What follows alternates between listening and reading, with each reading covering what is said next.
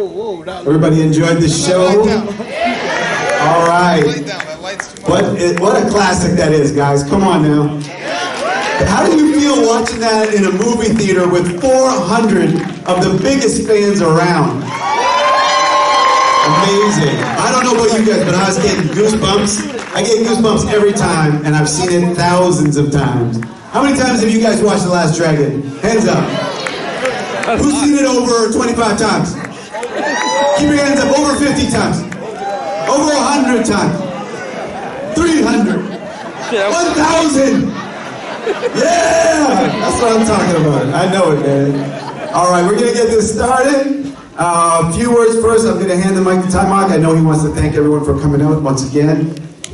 Yeah, we're all family. All of us are family, and we just had such an amazing time working on this. We were also passionate. You know, we were young and passionate about. You know, I wasn't an actor. I was a kickboxing champion. I was an actor. These guys were actors. Julius was an actor. Stunt choreographer and a stunt woman. Blah blah blah. So it takes so much to bring this together, and we did what we did, and it's just amazing. To come here almost next year, 40 years, and have this kind of impact. So I just want to, it's amazing.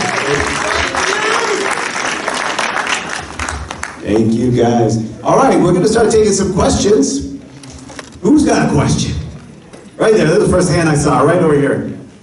You're going to need a mic. Thank you. Hi. Oh my God, you guys are absolutely amazing. First off, I just want to say thank you for, just creating this movie. Truly, it's honestly a masterpiece. Oh my God. But my question, yes. So I have a question for each and every one of you. Is there anything that you have stolen or keeping from the set that you still have to this day? Like, for example, There you guys. Nobody cut any question. My hair. It's here. The hair piece. Everybody notice that? It's funny, because you're not thinking that it's going to be like this, So, you're just happy to been in the film. You're not thinking, oh, let me keep this jacket, let me keep those. Did you keep something? He kept the I want to tape. say that I heard that someone stole all of our costumes. They're gone. I wish I could have kept that. Oh my God. I don't know. I can take mine. I think I got it down. He was at it. I don't know, maybe Shono said, I'm taking this and bringing it to the grave. I'm going to keep it. I don't know. Generally, the costumer keeps all of the costumes until they've gotten through the final edit, in case they need to come back and do reshoots. And one time I was doubling Meryl Streep, and they only had one pair of shoes in reshoots, and so I had to wear her size 8 shoes when I wear 9.5. Yeah, but it was pretty awesome hanging with Meryl, so I walked in Meryl Streep's shoes. It hurted. Next. Lewis has got something. I mean, it seems like a minor detail, but per what Lisa said, it wasn't stuff taken from the set, but I was given a lot of things from the film, costumes, a lot of shoes. There were a lot of things that were given to me by Rupert Hitzig years later, and when I was directing Grey's Anatomy a few years ago, there were a lot of crazy fans on Grey's Anatomy, and I had all this stuff in LA. My father had just passed, and it was all in his house. And so I brought all of these costumes and shoes, and I gave them to Jerrica Hinton and all of the fans that were in the cast of Grey's Anatomy when I was directing it. So I passed them on. But they do exist. There were Jason George, there were all these people when I was directing Grey's Anatomy. Like, oh my God, Last Dragon. And I had all this stuff. I was like, what am I going to do with it? So I gave it to the cast of Grey's Anatomy. That's nice. I just took a lot of great memories, friendships, and a lot of wisdom.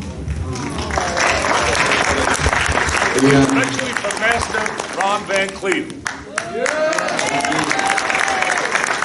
being here after 40 years, it's amazing for me to see all of you who have been fans of it for all of these years.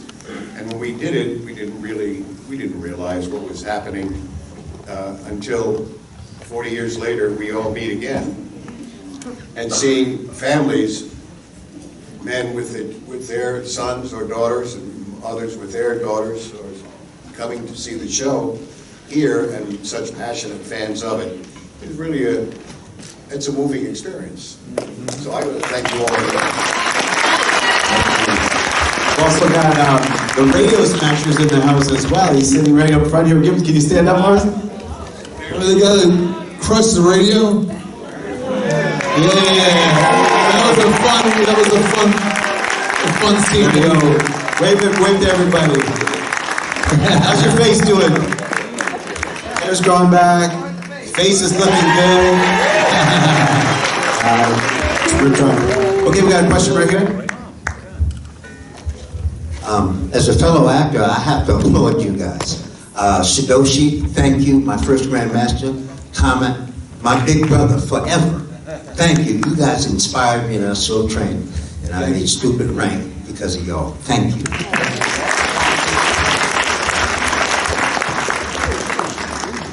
Somebody needs a mic in the back over there. There's a lot of people back there. We're keeping it all in the front. I gotta run over here.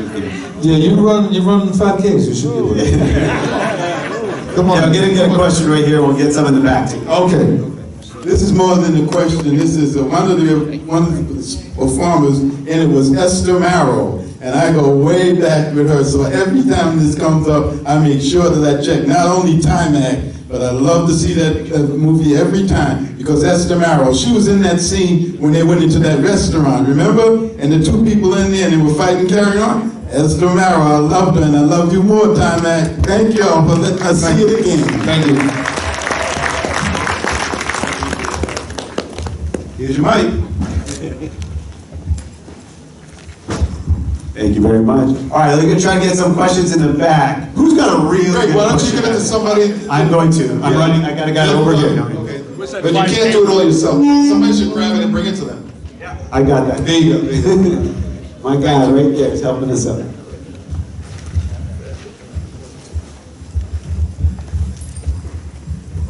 It's already on. It's on. Hello. The question that I had is, were there ever any talks about part 2 or Yeah. We still got it. I'll let Louis answer, because Louis had some rights to this, so I'll let him answer. Do we have any, it's a two-part question, I would say. Was there any, in the 80s, 90s, was there a talks then of a sequel? And then, is there anything in the future? Well, it's a long, kind of tragic story. Sony had the rights to this thing for 35 years and did nothing with it. They tried with, there are lots of stories, you know most of the stories, but due to a quirk in the copyright law, I actually got the U.S. domestic film rights back in 2018 and have been working on Congratulations. But you need Sony to develop something with them, right? I said I have the U.S. domestic film rights. I'm just asking. Sony has the foreign rights, which creates a problem, because the rights I have always had were the theatrical stage rights. I wrote a Broadway musical that I'm hoping that we're going to maybe develop at the Apollo or somewhere else. Maybe with Chapman Roberts, who's right here. I've written volume 1 of a 4-volume graphic novel that creates the entire Dragon verse, the entire Last Dragon verse, that starts with the Shogun character at the age of 12. We follow him and a bunch of other characters into the present and the future. So that's another challenge, because while I've written it, we still need the right artists to bring that to life. So there are things in the works. Film deals are very hard because Sony gets in the middle. So we are working on things. I've written a TV series, I've written a musical, I've written a graphic novel, and it's just a question of getting the right people involved, because I can't do everything myself except write them. So, and they're written. But we'll see. But look for the graphic novel, because if we do a Kickstarter and put it up, we're going to need you guys to bring the graphic novel to life. It won't come to life. I can't do it all myself. It will take all of you. And that's what I'll say. Guys, you want a movie? You want a TV series? You want a TV series. Series. Raise your hand if you want a movie.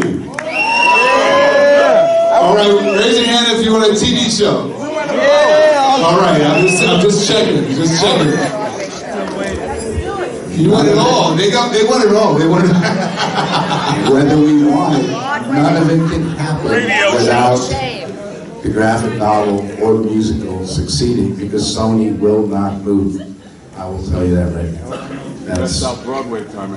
You know, the divine is the one that's really in control. You guys know that, right? That's right. Okay, let's get another question up here in the crowd. The divine comes first. Hi, how you doing, guys?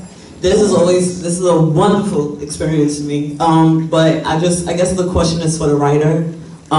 It's a movie that's kind of like way before its time, and the message behind it about us searching for the answers outside ourselves, that's real deep. So I just wanted to know, what was the inspiration for you actually writing the movie? Is it personal? Yeah, it's completely personal. I mean, this movie was about my own racial, ethnic identity crisis, and it's all about people basically creating who they want to be, who they feel themselves to be, and creating that for themselves. If you look at Leroy, he's created a character for himself. If you look at the Chinese guys, they created characters for themselves.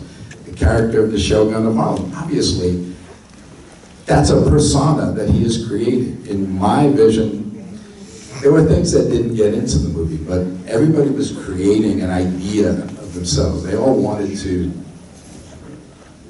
create their own identity. The Shogun of Harlem was a persona. To me, he was always Dwayne "The Rock" Johnson before Dwayne "The Rock" Johnson.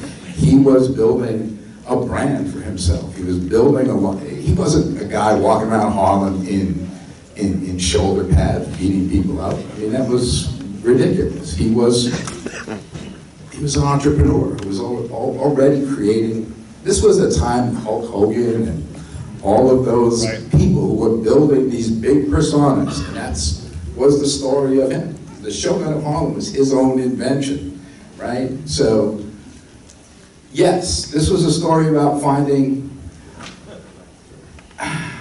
It's complicated. I could talk here for hours about my own life story and how I found myself playing every Puerto Rican gangster in every movie between 1979 and 1983 when I wrote this script.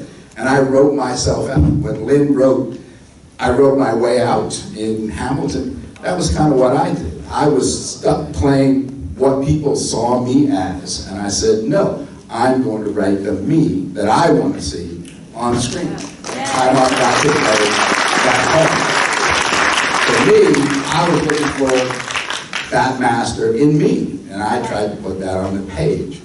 And fortunately, it worked and it became this. And everybody else, and Michael brought what he brought to it. I mean, I'm still very close to Michael, and we've talked a lot. He's worked with me on the graphic novel, and we talk about this. The Last Dragon was not just a kung fu movie. It was a movie about the power that we all have within ourselves, and that we can't be limited by the way people see us and who they think we are. We have to be who we are and invent ourselves and be our own master. That's it. Thank you. Anybody got another question up here on the left? Yeah, what was in the tank? Yeah, Lewis, what was in the tank? Yeah, what was in the tank? People always ask that. Nobody has the answer. Chris, you can tell us. What was in the tank, Keep it a Chris? secret. Keep it a secret. Okay, Chris, tell us what did happen when your face went in the tank. I know there's a story behind that. One of the things in the tank was a 2-inch pipe. And when we got dunked, when Eddie got dunked into the tank, that 2-inch pipe wasn't avoided. And hence I came out of it with these bleeding over my eyes. So we only did it in one take. One take for the tank. That was it. If you want to know the backstory the other of the things tank, in there will remain a mystery. the story of the tank, if you really look at Eddie Arcadian, and it's ironic that we just had an election the other day. Eddie Arcadian was based on Donald Trump. Eddie Arcadian's office, if you look at his office, it was about a guy who had the worst taste in New York, who had delusions of grandeur, who wanted to rule New York. And what was in the tank were his golden piranhas. That's what was originally in the tank. And not a knock on Trump, because, I mean, there are people that like him, but it was based on that delusion of grandeur, of wanting to be king of the world, and having really bad taste, which was the way we looked at him in New York in the 1980s. So, for what it's worth, they were his golden piranhas in the tank, and they became whatever Michael made it out to be. It was cheaper to make it something we didn't know. Also, we had, as you see, we had a great Broadway choreographer. Everyone was top shelf in it. The DP, Jimmy Conda, so many great people. Wardrobe, and you mentioned Anthony, Lisa. But the Mazzola family was one of the most famous prop families, and my good friend, God rest his soul, Jimmy Mazzola, James Mazzola, you might have seen his name, he just created these things. Yeah. And what it was not, of course the pipe was in there, but he took me in one day to show me, because I had to stick everything in. And they were like these big plastic flaps that closed, right, and spit up, right? That spit up and, hey, I've got stage training, I can do that. No, I don't need a mic. No, but they really sucked the water and shot it out. And shot it, I'm sorry, I'm motioning with my hands too much, New York speaker. But it was tremendous. But another thing Jimmy did, when we went to do the big fight, he came in and Mr. Cody kept insisting that the only way I would be hurt would be by getting kicked like that. But when we did the big fight in in Eddie's office, it was kind of a last minute thing, as I remember. And Jimmy came over to me and said, Mike, I need a favor. We got to figure this out. They wanted you to get hit with a chair and go out. I have no breakable chairs. I'm not prepared. So what he did, brilliant as he is, if this is interesting to anyone, he showed me, he unglued the dowels and the sticks in the bottom that hold up the chair. If I'm not much of a carpenter. And then he glued them lightly again. So he said, you got to be really careful.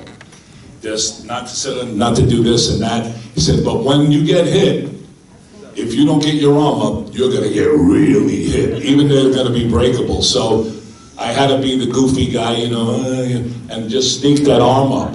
And that was all thanks to Jimmy Mazzola. So many outrageous props on this show, and lighting, everything. We had everything. If you look at the credits, there's people that are cinematographers now, people, directors, and Lewis is talking about his great, we had so many great people who went on to be a great choreographer. That cast, and we got this guy here, and we know Timok. So there's a lot of, you're really seeing a lot of great, to me, cinematic history, and Broadway theatrical history. And by the way, the big guy that, what did he bench, 700 pounds or something? About 700. Well, that was a converted school. There was a couple of places. The Washburn Wire Company was up on my friend Smitty, God rest his soul, and the crew had to clean this out. We thought we had it bad filming in there. It was an old abandoned building, but then there was an old school, and you see when they're chasing, and you see those old public school windows, it's corrugated wire, and it just feels like 3 layers of glass you can't get through. So I got along fine with this guy. Whatever it was, he was angry about something. I'm walking up the steps, and whatever it was, he wanted to take out his anger, and he went, yeah! And he put his arm through the corrugated wire and glass, and it had to be stitched up, but it was like he didn't even feel it. I went, okay, you all right? Can I help you? So that's my story, and I'm sticking to it. All right, we got time for a couple more questions up here. I got one over here. We're going to go right here, and then over to you on that side, okay? Hello to everybody in the cast. I want to say thank you for the movie. It's a huge part of my culture. I was 6 years old when this movie came out. I'm 46 now. I wanted to marry Timemark, and my mom said no. I'm sorry. So Timemark, this question is for you. With everybody else on the cast with prior acting history, and you had martial arts history, how did you get connected to the movie? Well, you know, there was a casting that was like a promotion. It wasn't a real casting. So when I was competing, all the guys I was training with, they were like, man, you'd be perfect for this film, you'd be perfect for this film. And as a kid, I was training with Ron Van Cleef, and he would talk about it because he ended up getting a job on it. And then Lester Wilson was a dance choreographer, so he was the one who got me into The Office with, what was the casting director's name again? Fuhrer and Ritzer, Jeremy Ritzer. Fuhrer and Ritzer. Yeah, Jeremy Ritzer. So that's how I found out about it. I didn't know about it until they were telling me all about it. And then it's a long story how I ended up getting it. It was very interesting. But we don't have the time to tell you the whole story, but it was something that was a dream since I was little, because I was a big fan of Bruce Lee's and Muhammad Ali, and I followed all the, I used to go, that theater where we shot the scene with Sean coming in, I used to go to that theater, and all these theaters when it was this street was not what it is today. It was not, and you guys know, even if you weren't born then, it was full of porn movies and martial arts movies. I was a kid leaving 8th, 7th grade at like 14, and I would go into these theaters, and it was a whole other world. Well, I remember it. It was great. Yeah. Can we go over there to you? Peace. It's God's having divine. I want to say peace to everybody on a panel. Peace to Timemark. Peace to Ron Van Cleef, Master Ron Van Cleef. Timemark, this question is for you. Just so everybody knows, my name is pronounced Timemark. I know it's spelled that way. No, I said Timemark. You said both, but I'm gonna. No, I got you. I got it. No, I got you. I'm just playing. No, I got you. The question is in regard to the book, your book, right? Doc Williams, is he really the progenitor of Show Enough? Because when I know you said, in the book, some names might be changed or whatever, so I'm just using the name that you gave. And that was the real name. Yeah. Yeah. And tell me your question again. I'm sorry. Was he really the progenitor of Show Enough, the character Show Enough? No. That was someone that was part of my childhood. Okay. Yeah. No. Okay. So he wasn't the progenitor of Show Enough. Doc Williams, no. Okay. No, this came. No. He wasn't. Okay. Peace. Thank you. Okay, the question over here with the beard. Sorry guys, it's really hard to get everybody. I wish I could, but. How you doing, guys? Sorry. Thanks, Hey, man. How you doing? So my question is, when y'all filmed the movie, everything is very well choreographed and scripted. Was there anything that was off script and it fit in the movie, and y'all left it in the movie? There's always something. I mean, everybody said like improv something. Yeah. There was always some things that you guys could say. Lisa has some. Yeah, our scene in the dojo was running a little short, so Louis and Michael asked us to improv a little bit and come up with lines, and that's where I came up with the banana line. So that was one. And I'm thinking that your little brother must have popped in some pretty wild improvs. Yeah. I just have to tell you, I did improvise one thing with the help of Mr. Murney here, who I always ask for his approval. When he slammed the... That was great. When the money was in the suitcase, yeah. And I melted. Strangely, old school comedy. And I would like to comment that the piece that Eddie wore in that scene, that was the first scene we shot in the movie.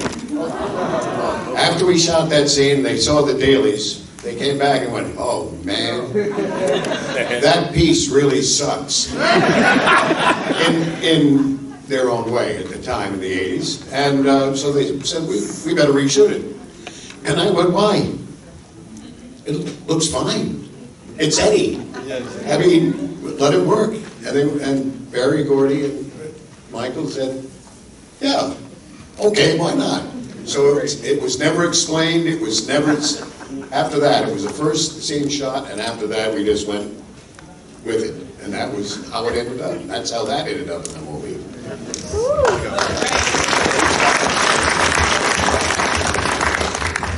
For me, in the watching dailies, I improvised that spit. When I spit at the end of when we're coming out of the dojo and I spit, and Barry Gordy, I heard him say, oh yeah, he's got to pay for that. And that's why Ernie Reyes Jr. beat my behind at the end of the film. He was like, he's going to have a good ending. And we actually created some stuff. There was a lot of stuff that was improv, but at one point we didn't have names. Lewis didn't give us names. We were just like characters from his brain. And I have a lot of respect for that brother. He has got such a creative mind. You can just say, look at this film. That came out of his head. Because we did not have names. And at one point, Shonup turned to Andre and said, your name is Beast. He looked at Claudio, he says, Cyclone. And he didn't say nothing to me. I said, what about me? What about me? He said, Crunch. And that's how we got those names right on set.